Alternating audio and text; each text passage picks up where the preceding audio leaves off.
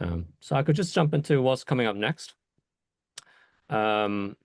We have interacted with a large number of users in the last few months to understand what are the pain points when it comes to understanding market data. And we have identified a few things that we want to work on. And I'll showcase some of the things that we are working on so far, and there are 4 things. Number 1 is the extended coverage on credit pricing and supply.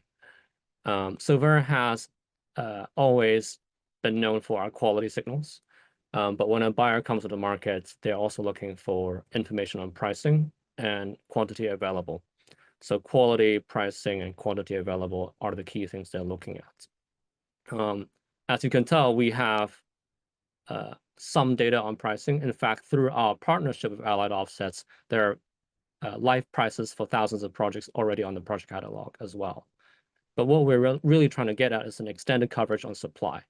So when buyers come to the market and say, I want large volumes of credits, where are they available? That is something quite opaque. We can track the number of credits that have been issued and not yet retired. However, that doesn't really correspond to the number of credits available for the buyer to purchase. So we're working with a number of partners to enhance visibility on the supply available to buyers.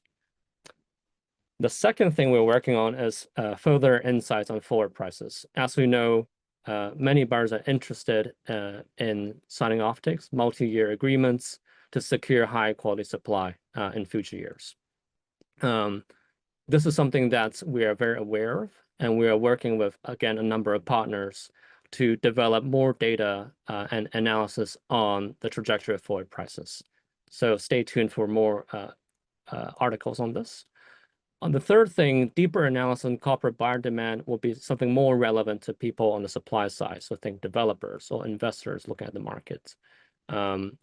The retirements data itself, as well as the data around the offtakes are being signed, give us a rich insight into who are buying these credits, what they're looking for, what is their willingness to pay.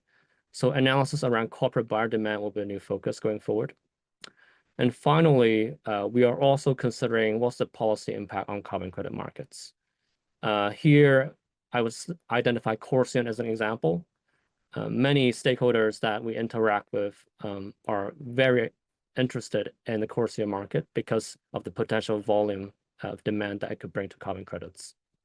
However, there is significant uncertainty around both demand and supply. And demand and supply are heavily influenced by policy decisions, host country governments, as well as the regulators that enforce CORSIA. So we are doing some analysis on how these policy decisions could affect the market under different scenarios. And we are publishing an article, a report next week on the CORSIA market as a whole. But beyond CORSIA, we're looking at various kinds of policies across the world, across voluntary and compliance markets, and what they mean to carbon credit prices. So this is our 4th and final focus going forward.